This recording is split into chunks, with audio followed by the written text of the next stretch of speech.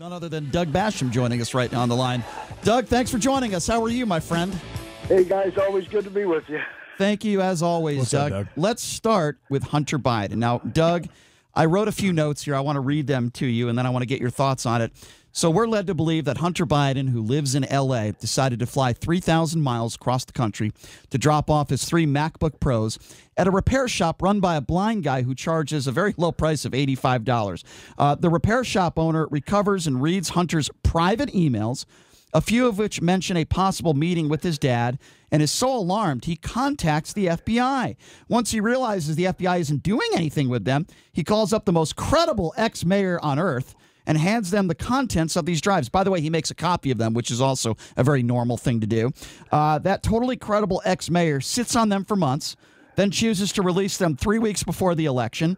If these emails were as alarming as it's being pushed, certainly Giuliani wouldn't have sat on them for months, and if Giuliani wanted to prove their validity, he'd turn them over to forensic experts, which he has not. Doug, what do you make of this story? Those are my thoughts. Well, gee, it sounds legitimate to me, Brian, and so much so that does it. I'm not voting for Hunter Biden. Yeah, exactly. That's another good point. Hunter is not running for president, last I checked, Doug. But what do you make of this story?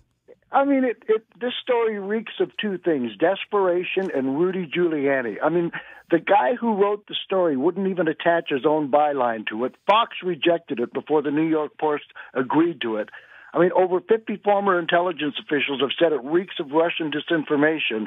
And all I can say is if you see a story about Hunter Biden, do a quick search on the page for Giuliani. And if Rudy's name appears in the story, you can pretty much summarily dismiss it. And the bottom line is there's only one presidential candidate who has a secret bank account in China, and that candidate is not Joe Biden. That's true. It's Donald Trump. We'll get to that. So Rudy Giuliani... Well, as far as that bank account goes, that was not his personal bank account. It's a Trump organization bank account, which is totally different. Yeah. Well, from which he withdrew $15 million. Yeah, he did do that, JD. He withdrew. Go ahead, Doug. Give him the information. Well, I mean, you can make all the excuses for the account and attach it to whoever you want. The bottom line is Donald Trump himself withdrew $15 million from it. When was this? While he was president. While he was president, it happened? Yeah, in 2017. Yeah. Oh, I didn't know that. By the way, let me just add once again, Joe Biden has released his tax returns. But going back to Rudy Giuliani, he made an appearance on Newsmax yesterday with new revelations about Hunter and Joe. So, Sean, can we please play that clip? This is Rudy Giuliani on Newsmax. Message to his father in which he says the following. And he's discussing his sister-in-law, who for quite some time was his lover. And he says, she told my therapist that I was sexually inappropriate. This would be with a unnamed 14-year-old girl. When she says that I FaceTime naked with the unnamed 14-year-old girl, and the reason I can't have her out to see me is because I'll walk around naked smoking crack, talking tom girls on FaceTime. First of all, how does Rudy Giuliani know she was 14? Boy, he must be really good. He must know someone's age by their looks. Doug, what do you make of that nonsense? Well, again, it's Rudy Giuliani, so take it for what it's worth. Like you said in your intro, Brian, he's the least credible figure in this whole latest shiny object and distraction. It's ridiculous. So Joe Biden was asked about this, and by the way, Hunter said those things to his father. Walking around naked and smoking crack. Joe Biden on Tuesday with a Milwaukee TV anchor asked if claims made by Senator Ron Johnson that he profited from Hunter's business dealings were true. Have a listen to this. None whatsoever. This is the same garbage Rudy Giuliani, Trump's henchman. It's the last-ditch effort in this desperate campaign to smear me and my family. Even the man who served with him on that committee, the former nominee for the Republican Party, said there's no basis to this. And, and the vast majority of the intelligence people have come out and said there's no basis at all. Ron should be ashamed of himself. Well, Tom Ratcliffe said that there was certainly a basis to it. It's not Russian information, and so did Secretary of State or Secretary of Defense Mike Pompeo today. The FBI is not even saying whether they have the laptop or not. Oh, yeah, they are. No, that's not true. It's according to sources. The FBI is in there. Well, just like, if you want to go by sources, well, that's why I bring it up. Why do you believe these sources, but not the Atlantic sources? Then that's the Mueller report. That's the Atlantic report. So do you believe that's Vindman? Okay, so you attacked the Atlantic report, and you didn't believe those sources, but you believe these? Because it's not real. This is an actual... Because it's not real. This is a timeline. So those sources are fake, but these are real. No, there's nothing there. There's tangible evidence here. Really? There's What's the tangible evidence? There's a timeline of events. What's tangible evidence? There is pictures, and there are emails. Of what? Emails. Of emails. That say what? Various things. I don't know. You don't know. Exactly. Well, you don't know. Tangible evidence what? But of what? Of emails between emails of what? Hunter Biden and Joe Biden and Bevan Coney, who was just taken out of jail yesterday in Oregon. Because he flipped on Hunter Biden. Guys, hold on. I got to run down to the CBS. He gave several conservative writers and radio hosts access to his Google account, and right now everyone is going through whatever is on there, and it does sound like there are underage. And Chanel Ryan of OAN just announced this an hour ago. Very credible. To you. Not credible to you. But Chanel Ryan of OAN Wayne Allen Root called him a rapist, too. Yeah, just announced an hour ago that there were several underage photos of different women, most likely United States citizens, possibly a relative of Joe Biden. OAN's very credible. And let's not factor in, let's not forget that Joe Biden, or that Hunter Biden did have relations with Beau Biden's wife after you don't know that. After he you don't know that for sure either. Yes, we do. How do you know that for sure? That's How's that a fact? And that is evidence of what? That is absolutely fact. Evidence of what? And that is evidence of what? Would you allow something like that, Doug? If you had two sons, one of your sons died, would you let the other son? Would you be okay with the other son getting into a sexual relationship with the widow? Well, see, JD, I'm a liberal. Of his brother? I don't like to legislate or judge what two people do consensually. Okay, well, I would have a massive issue with that. Did you have an issue with Trump banging a porn star when he was married, unprotected? I would have an issue if Donald Trump Jr.'s You're not answering my question. Well, you're bringing up something that's totally irrelevant. No, again. It shows your bias. I know it doesn't. Yes, it does. I would have an issue yes, with. It does. Just listen. I would have an issue with Donald Trump Jr.'s. If he died, if his wife had sexual relations with Eric Trump, of course. First of all, here's okay. So Doug, to me, that's disgusting and weird. Doug, and so based on that, I don't know what happened here. I know that these emails are going to explode, and it does sound like there are photos of, and we saw the photo of Hunter Biden according to smoking OAN crack. We saw the photo of him smoking crack.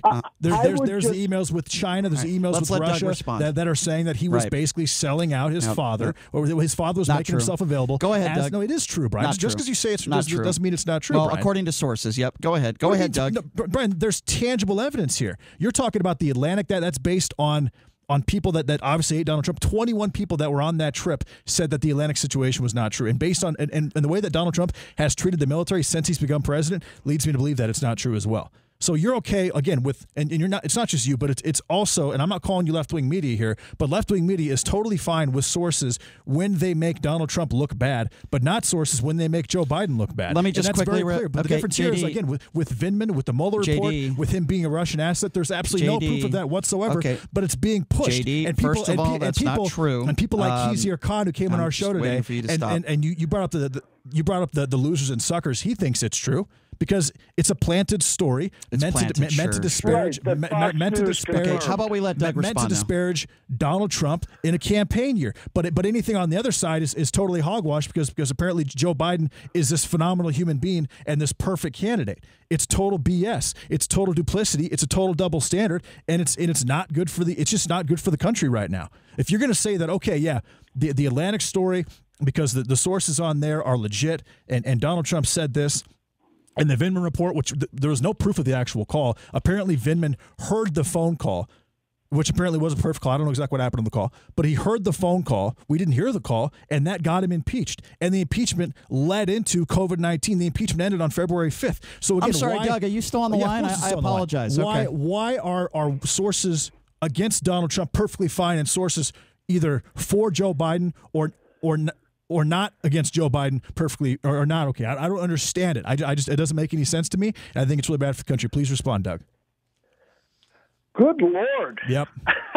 I mean, I should have been making a running tally of that because I don't know where to start. As far as Hunter Biden and Beau Biden's widow, it started with Hunter Biden consoling her over the loss of her husband. As far as the sourcing goes, you keep referencing left-wing media. You are talking about people who are regarded as reputable journalists who have won Pulitzers, who have established a line of sources that they can trust. They trust their sources trust the journalists not to reveal their identity, and you're comparing it to sources on the right like Rudy Giuliani. I mean, it's a whole different world. You're comparing apples and oranges. I want to add something quickly, if I may. I wonder why JD believes all the Fox sources, but when it comes to the Atlantic sources, those are wrong. But when it comes to Fox sources or OAN sources, those must be right. That is the absolute definition of hypocrisy. Yeah, I would agree. I mean, it's absurd. What? You know, I mean, this whole thing about Kristen Welker, this is a decades-long strategy that the right has admitted to, that they play the refs hoping for a better call. Yeah, there's no question about that, and this is what Donald Trump does. Well, you think that Savannah Guthrie treated Donald Trump well during that town hall? I think honestly, she treated him exactly how a reputable journalist should have been treating him for the past 3.5 years. And you thought that George Stephanopoulos treated Joe Biden even remotely close to the way that Savannah Trump treated Donald Trump? He didn't have to. Joe Biden is not a pathological serial liar with his own documented searchable database of 22,000 lies. Yeah, and a lot of those are mistruths and half facts, and we all know that that's total crap. We know that it's not. It is absolute total crap. But OAN isn't crap. Let's name one lie that Donald Trump told during that town hall with Savannah Guthrie. Name one. Give me the topic, and I'll tell you the lie. Narrow it down. You watched it, I'm sure. Just anything. Of course I did. Anything Donald Trump said during that town hall with Savannah Guthrie that was just an outright, blatant lie. Again, give me the topic. Narrow it down. I'll make it easier for you. Give him a topic. About COVID-19. About COVID-19. Yeah. We're turning the corner. He did a great job. Again, what can I say? That's totally subjective. It's not. Hold on. Let me interject. We're not turning the corner. There's not one state that's on the way down right now. There was 414,000 cases worldwide 3 days ago. There is not one state that is on the way down right now. Cases worldwide are exploding. It's not just the United States. How are we turning the corner? And in the United States, it is happening. Do you know why? Well, turning the corner as far as what? Cases, deaths, economy. That's what he said. About? That's what he said. He said we're turning the corner. He wasn't specific. We are turning the corner with the economy, really? Although it's not helping that Democratic states have a 10.6. He wants to blame. Here he goes again with blaming Democrats. Are you going to listen to me, Brian? Mm-hmm. I know you don't like what I'm about to say because it's going to make you look really bad per usual. Nothing you say makes me look bad. It makes you look bad every single day. Let's be very clear on this. You make yourself look bad with your asinine comments every single day on this show. When you try to stop me from saying something because you know it's going to make you look bad, it makes you look trust terrible. Me. Anyways, I laugh at you. I'm not going to argue with you, Brian. So the average unemployment rate right now in Democratic states in the United States is 10.6%. In Republican states, 10.5%. In Republican states, it's 6.6%. It's 60% higher in Democratic states across the United States right now. Why is that? Because Democratic states have gone out of their way to suppress the economy in an election year to make Donald Trump look bad and blame it on him. Oh. No, it's not. All right, well, why don't we let our guest respond? It's an absolute Why don't fact. we let our guest respond? 10.5 Why don't we let our guest 6.6. respond? I wish Trump supporters... And Nevada's the worst, obviously. Okay, go ahead, Doug. I wish Trump supporters would take a good, long, hard look at what they have allowed him to turn them into. A bunch of victim mentality, perennial victims. That it's just a plot by blue states to make poor, oppressed, persecuted Donald Trump look bad. Okay, so then why... Let him finish.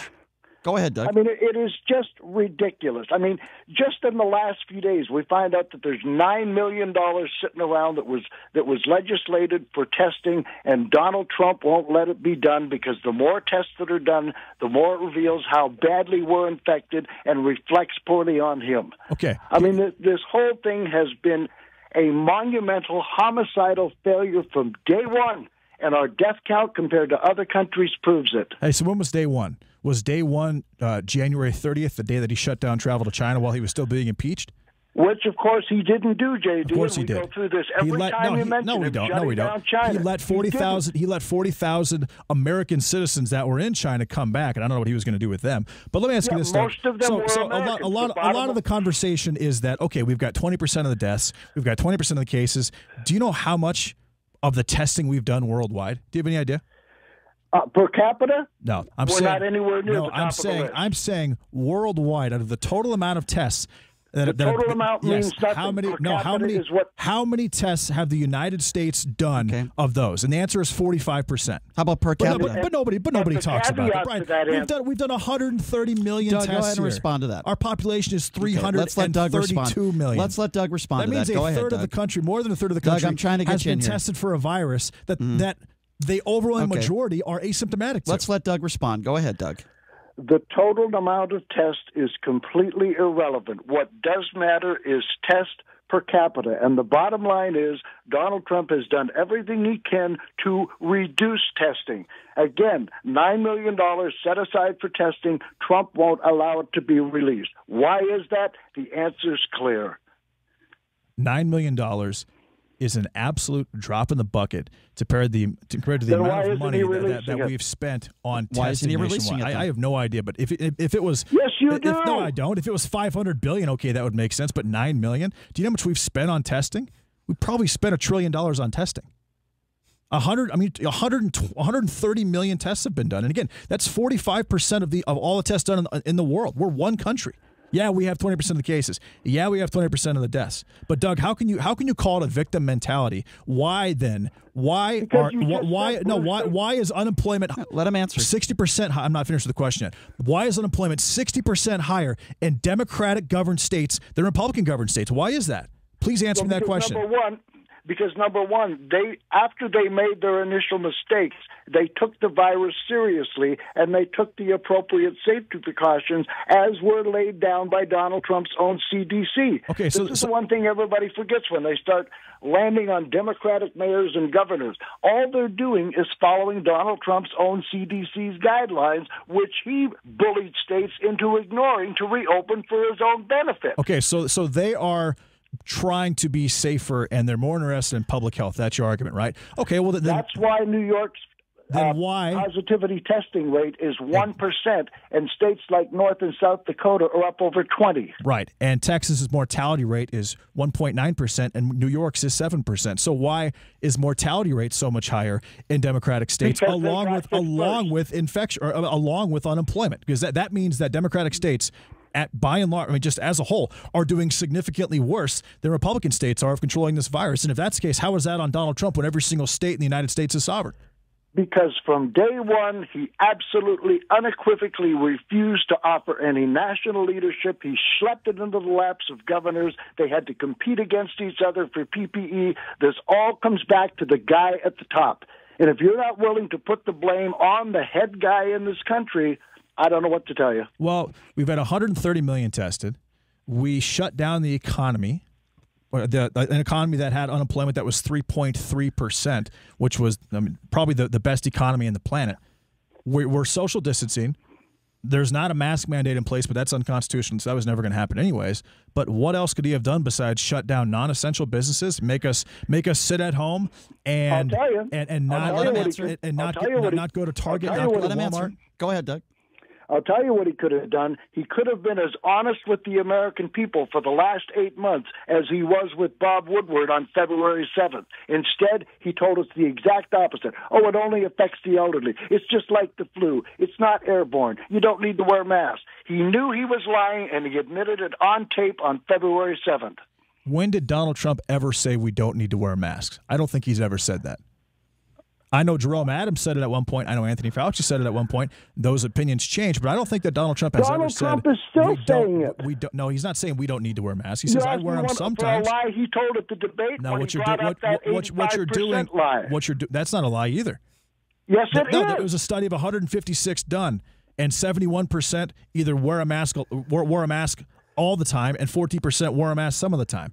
And that 85% were the ones that went to bars, coffee shops, and restaurants where they had to take off their masks. That 85% also admitted they had come in contact with someone they knew was positive. And the point is, that here's what gets lost in this whole mask thing. The fact that they were wearing a mask is irrelevant. It's who they came in contact with. You wear a mask to protect others. You can get the virus through the nose, the mouth, or the eyes. When you wear a mask, it covers your nose and your mouth. That prevents you from giving it to someone else. But if you're with someone else who doesn't have a mask on, they can give it to you through your eyes. Again, you wear a mask to protect others. Absolutely. If you're just joining us, we're speaking with Doug Basham, a liberal talk show host right here in Las Vegas on KDWN. All right, Doug, we only got a few more minutes left. Let's talk about the debate tomorrow night. We talked a little bit about how some of the mics will be turned off. JD likes to point out that Joe Biden interrupt first, when any logical person will tell you the person who was doing the 90%. If I could please finish my statement. If I could please finish my statement, any logical person would tell you that over 90% of the interruptions were Donald Trump. That's the reason why the commission is doing what they're doing. It's not because Joe Biden might have interrupted first. What do you think about that, Doug, and what do you want to see from Joe Biden tomorrow night? Well, I want to see Joe Biden basically do the same thing he did the first one, look into the camera and address the American people and ignore Donald Trump's petulant temper tantrums. And what a damning indictment of this country it is that they had to restructure their debate format to make it similar to the rules kindergarten kids have to abide by. Agree. It's an embarrassment. Let's not forget that Joe Biden attacked and insulted Donald Trump 6 times during that first debate, called him a clown 3 times. And I think that looking into the camera is too scripted. I think America is too smart for that. This isn't 1960. This isn't 1970 America. The United States of America, when Donald Trump looks over at Joe Biden and talks to Joe Biden instead of talking to the camera, I think America feels that that's fake. And I definitely feel like that's fake. Come on, man. So I think you're wrong there, Doug. Well, the polls certainly don't agree with you, JD. Doug, the polls are very much off. Unless they favor Donald Trump, then they're not off. Even if, regardless, I'm not interested in any polls. Even Trafalgar, not interested in that. It says that Trump is up in a lot of different places.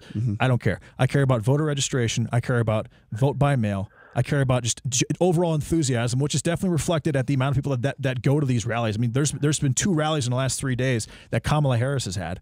And obviously Biden's done nothing because he called the lid after, he's trying to avoid those questions about Hunter, even though he's Donald preparing Trump, for a debate. He's not. Come on, Brian. He's had you have no idea what you're talking about. He's had 2 debates. Why does he need to prepare 4 days you have to no say idea what the you're exact talking same thing he's already said on 2 different debates? Another right-wing It's not a talking right-wing point. talking point. He's obviously avoiding the media. Right. But the point is, that doesn't make a difference. Donald Trump is still going to ask those same questions. And the more that comes out about this Hunter Biden situation. By the way, in the debate, JD, you've got to let me ask one question. What's up? Do you know the number of times you people on the right have told me something's going to explode in the last 3.5 years? I have no idea. No clue. 10,000. Well, come on. 10,000 Obamagate. times. Remember when you asked me about Obamagate? Yeah. It was going to explode, and I told you there was no such thing? Okay, that's fine. It exploded. Nothing. Now that was now you're going to do something else. That was the unmasking. That was totally different than Obamagate. That was the Michael Flynn situation. When this Hunter Biden by thing itself explodes, what is it going to tell us? That Joe Biden is probably one of the most corrupt politicians in American history. And I think we'll see that Barack Obama was probably getting paid on the whole deal as well. Well, that is absolutely ridiculous. That is absolutely ridiculous. Again, another subjective buzzer JD, there. mark my words, on Sean. this date, this manufactured phony scandal will blow up in your face just like all the others That's have. fine. You are entitled to your opinion, Doug, and I'm not going to dispute that. All right. Well, Doug, I always appreciate your time, my friend. I know you're going to have a busy show on Saturday. I certainly look forward to my master debater party tomorrow. We're going to be watching the final debate before the elections. Doug, I always appreciate your side, and it's always a good spirited debate, my friend. Appreciate you. Thank you for coming on. Always my pleasure, guys. Stay safe. Thank you. Absolutely.